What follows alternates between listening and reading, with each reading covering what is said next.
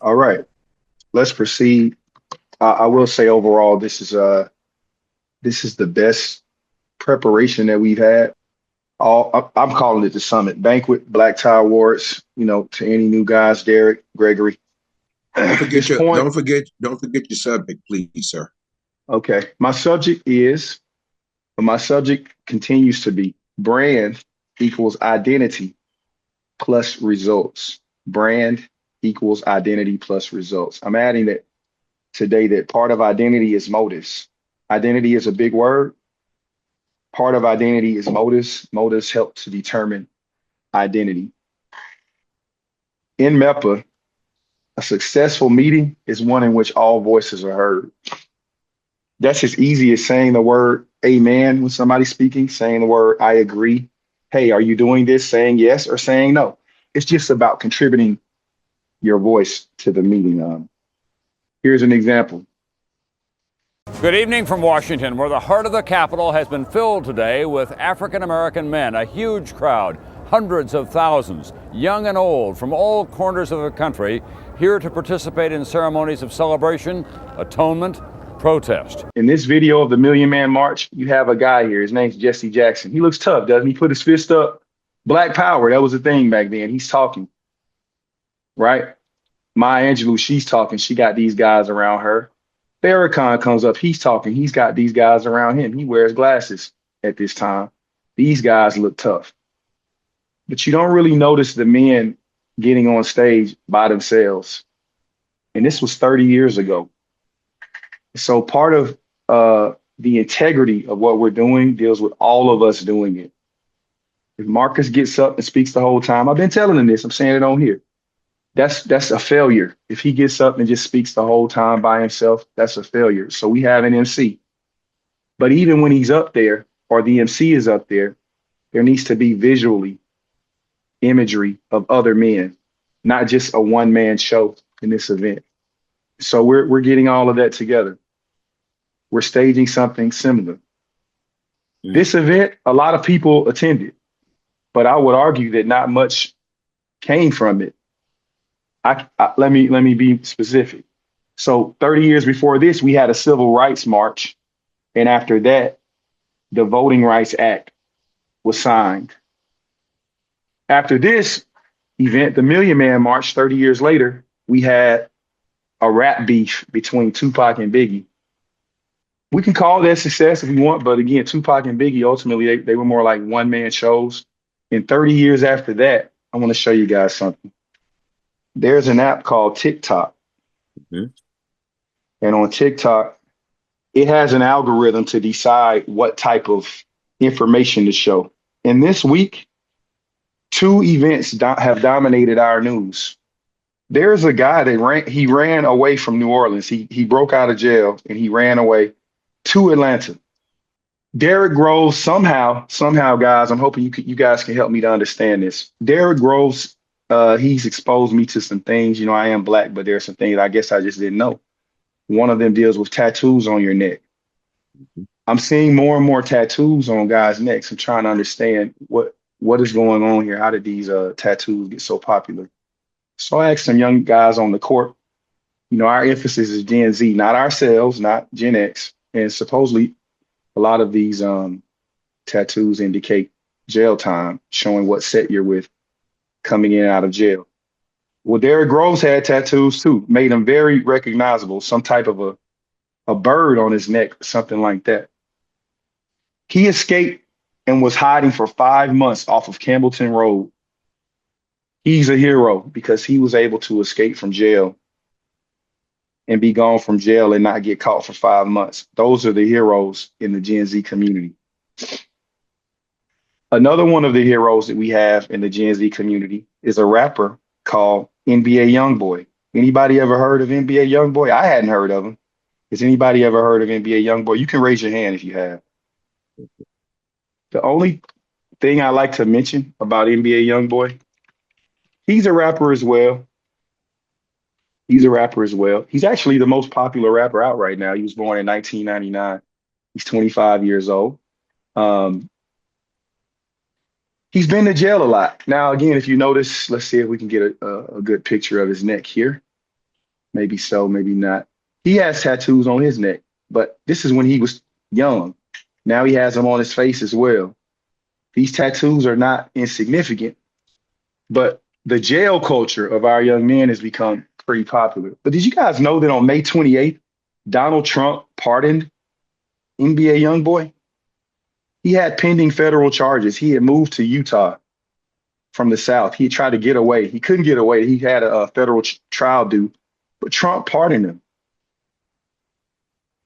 Now, why, again, I don't want to talk about the president too long, but why would the president be chasing after black women right now for stuff with a house? You know, they bought their house for too cheap, this and that, but he's pardoning rappers. Has to do with what our banquet is about, branding. Whereas our government wants to brand a lifestyle of fantasy. You can be in the streets. Yeah, you might go through the jail system, but you can live like this guy, NBA YoungBoy, which we all know as older men, that's a fantasy. We all know that that's a fantasy, but that's what our government's branding right now. Whereas what we're branding is core values: humility, character, integrity, and consistency. NBA YoungBoy, when he had to move away, when he was running, again, he moved to Utah. He bought a home. It cost $5 million. I want to show it to you. $5.4 million. That's what he spent on his home. But yet God will do something more mighty through us than he did through NBA YoungBoy. Why? Because of the brand, the motives. One more fun fact here.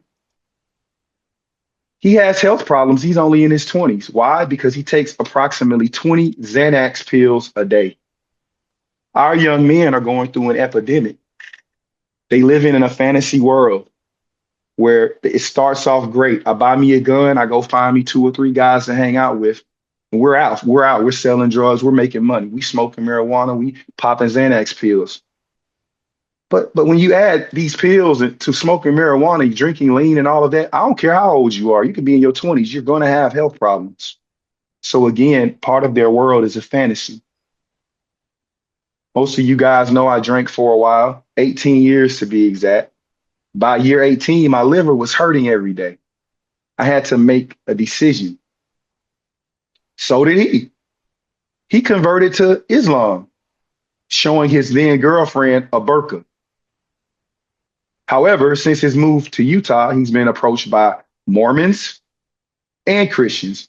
But the bottom line is that in February of 2024, he shared a post on Instagram that pictured him on the floor with alprazolam pills and a cup of lean. How is your religion working for you? Well, that's the same question they're going to ask us, MEPA.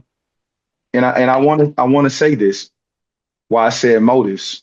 Part of our brand shifting and part of why we're seeing the attrition that we're seeing now, loss of people. Our brand is shifting. Our brand, in order to attract Gen Z, we can't be out here looking like rappers. We can have a haircut, but the rapper is a one-man show. The rapper does not have a family because his lifestyle doesn't support a family supporting him.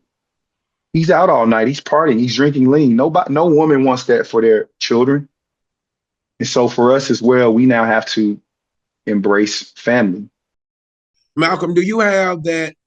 Were you able to get that Instagram that I sent to you? Absolutely. Men, and study shows this, men have a difficult time making friends after 35. Mm-hmm. And this is the real reason why a lot of men are suffering in silence and suffering in their mental health because of the lack of community and the lack of friendships. They're not like women. They don't engage, and most men don't build friendships beyond their workplace. Mm-hmm. Mm-hmm. And our friendship started from a challenge of who can lose the most weight and get down to the lowest body fat. Right. And that built the friendship that people see that we have today, and the love that I have for this brother. And I saw it in him. Like I said, bro, you're one of the best to me. Mm-hmm. And I think when you are building friendships, you want to have friendships where somebody can see more in you than you see in yourself in that current space. Yeah. Why were you so guarded, Dr. Tubman? Yeah, please tell these folks. Matter of fact, tell the world how he tell the world how he would leave me on red, and it didn't bother me because, and I want to add this, when you have dealt with your rejection or abandonment issues, how a person responds doesn't trigger you. Yeah. Because I didn't know what his experience was, but I knew I wanted to keep showing up for him. Friendship is important to me. It's very essential, and I'm too old to start over in certain places. So for me, I have fresh wounds as it pertains to male friendships, brothers, real strong relationships. And I had just gotten to the point to where I was okay without the relationship. And so when this good brother reached out to me, he was very persistent. I didn't understand him. I didn't understand his process, his makeup. He's a therapist. So his mental is really, really strong. Mine's strong, but it's more defensive versus, just being vulnerable. So I had a difficult time trying to be vulnerable. I had what's called toxic masculinity, very toxic. And Break that down, because somebody gonna hear that and they gonna create their own definition of toxic. I love the honesty, though. I love that. But you know what, JT, I don't think it was really toxic. I just think it was guarded because we both had father wounds. Yeah. And when you've had father wounds, it's hard to build male-to-male friendships, because when you have not been fathered well, you're very guarded and you're very defensive, because there's a part of you that have not had a very safe relationship with another man. Okay, who can identify with what? This is a conversation between a gentleman who is a therapist and a gentleman who's a pastor. Who can identify with this conversation? I'm going to see who can identify with what you just heard. Basically, I had a guy to actually start my job 3 years ago with me, and we actually became friends right when he came in the door. We both felt each other, and we both felt like that's a cool brother. That's a cool brother. We both said it at the same time, and our friendship have grown very closely, and we talk each and every day about our families, about our friends, and about our jobs, and about our personal lives, things we like, and different things of that nature. And yeah, you can have a friend after 35, and it's basically a good thing. That kind of information helps you define your friend, because some friends your limits on, you don't want to go too far with them. You might have that friend that might talk too much, where there's something real deep that you don't want to spread, or you still want to keep under your hat for a moment, but you need to talk about it. That might you just got to know your limits with some of your friends that I experienced. I appreciate you sharing. Okay, thank you. And anyone else identify with what these two guys were saying, if you're able to? If I have a relationship with you, Marcus, my relationship is with you in the way that we connect. If I have a relationship, let's say with Malcolm, my relationship is with Malcolm in the way that we connect.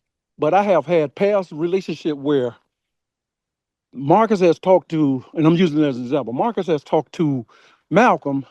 Now Malcolm has an opinion about me through Marcus, not through the relationship with me, Lewan. Ooh-wee. And that's what I struggled with in the past, and that's how friends and one more thing. If my relationship with you, Marcus, is our relationship, our wives' relationship is another relationship between them. Whatever they don't agree on, and of course it's going to be your wife is going to discuss it with you, and mine is going to vice versa. It is not up to me to be judgmental with how my wife see it against your wife, or your wife see it against my wife. It has nothing to do with me.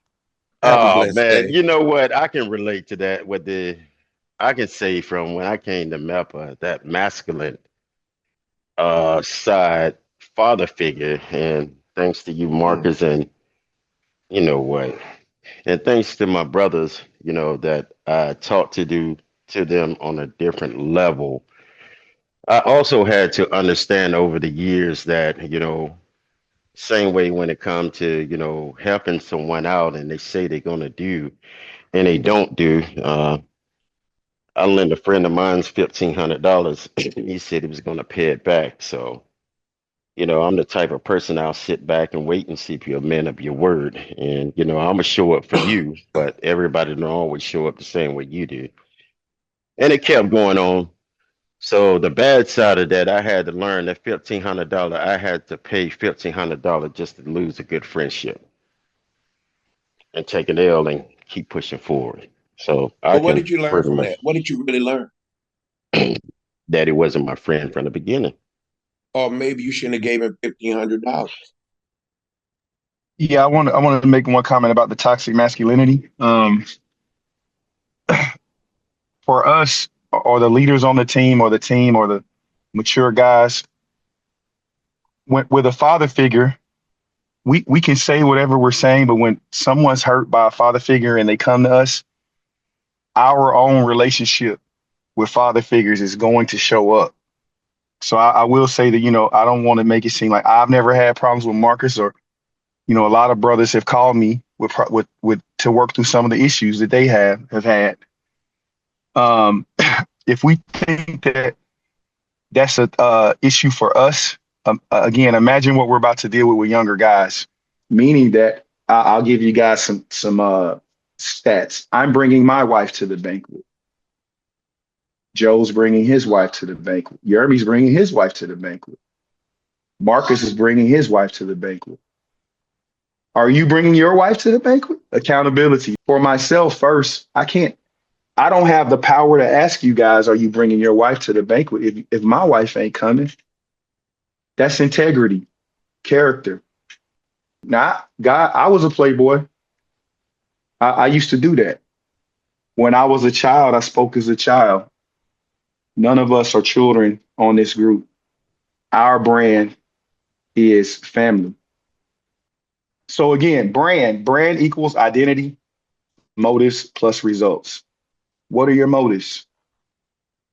Once we hold ourselves accountable and set boundaries, we can begin asking God, seeking from God, knocking from God and the door is open.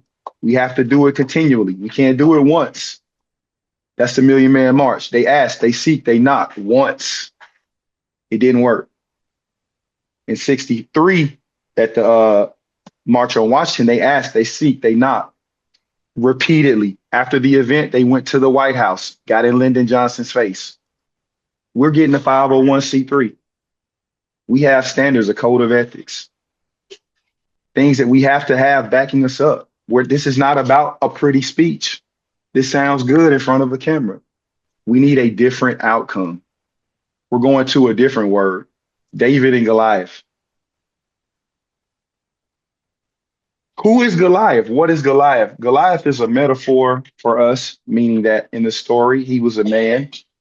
He was 9'9" tall, which is absurd. He talked loud. He talked a lot of trash because he was tall. He would stand up and shout, or he would stand up and rap to the men. He would rap nice words. Why do you come out and line up for battle? Am I not a Philistine? Are you guys not servants? Who are y'all? Are you guys not a church? We've seen that a million times. My daddy went to church. My granddaddy went to church. My mama went to church. That stuff don't work. This gang lifestyle work. Where's your money at? Blah, blah, blah. That's just loud talk, though. It's fantasy. The truth is, the reality is that you cannot stand against God and succeed. Our young men need to see a life of reality of how this system really goes. Marcus said it's time for me to close. If you get a moment, I'd like for you guys to watch the Alabama Solution. It's a story about, or a documentary, I'm sorry, it's not fiction, about the prison conditions in the state of Alabama, which have been exposed as the deadliest in the world. When these young guys get into the prison system, they do not allow cameras in there anymore. They're killing these men in there. They're killing them. We see all men, young men and boys, as viable contributors, seeing themselves as viable contributors to the community. A gangbanger, a drug dealer is not a viable contributor to the community. We've known that since the 70s. But what other option do we have for them when they say, hey, where's the money at? Church, you guys preach all the time, but what are you really doing? You don't even have your wife with you. You don't even have, I've been told this before when I used to run the streets, you don't even have your children with you and you want to rap to me about something. Our bread had to shift, which is bringing about attrition, loss of people, the Gideon story. Why? Because we're about to fight Goliath. And you know, if you're not even standing up in your own home, if you're not standing for your own family, you're gonna have to sit out this one.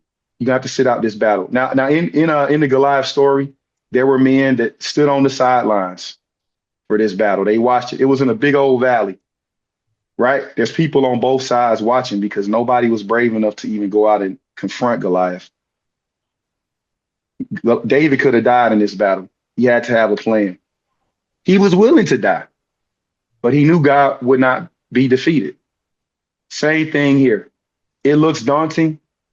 We only collected $10,000. NBA YoungBoy bought a home for $5.4 million. So what?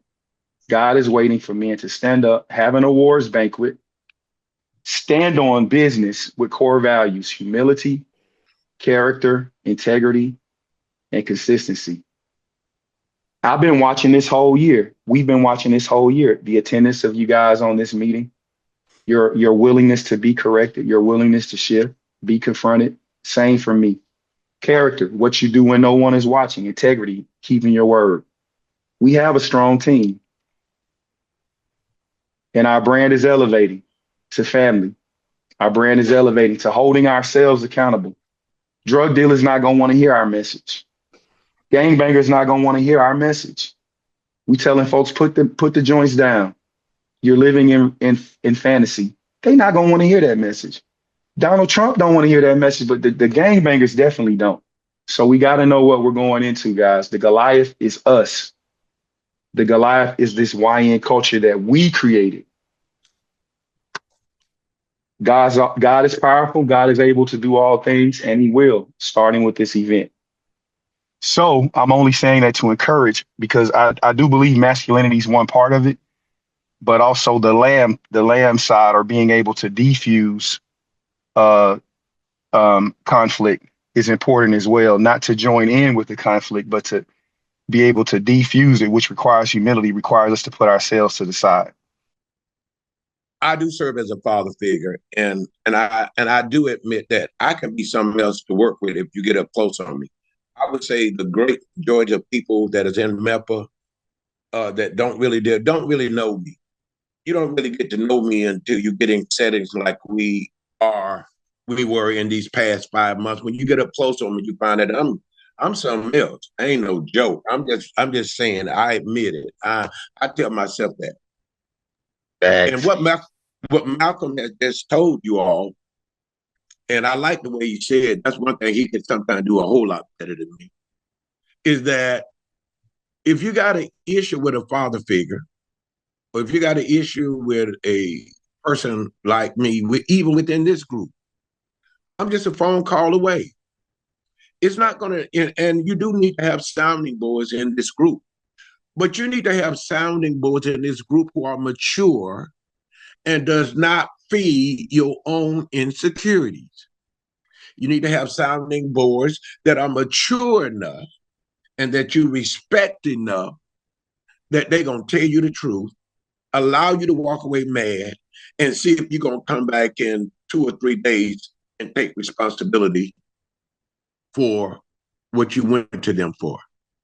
Just go keep walking forward. These next couple of weeks going to be, I'm not going to say they're going to be intense, but they're going to be driven, and we may be getting in contact with you a little bit more, setting expectation high. Thank you, everybody. We call your entire households blessed. We call everything that you do and everywhere your feet step. We cause you to walk in the authority that God has put inside of you. We cause you, everything you do with your hand, that you prosper. Prosper means to wish one well on this journey. And that God will do exceedingly abundantly and above what you can ask or think. Because there is a power that's working in you. The power is working in you. One reason is not only because God lives in you, that you are part of a brand called Men's Empowerment Project Atlanta. Have an awesome. Yes, sir.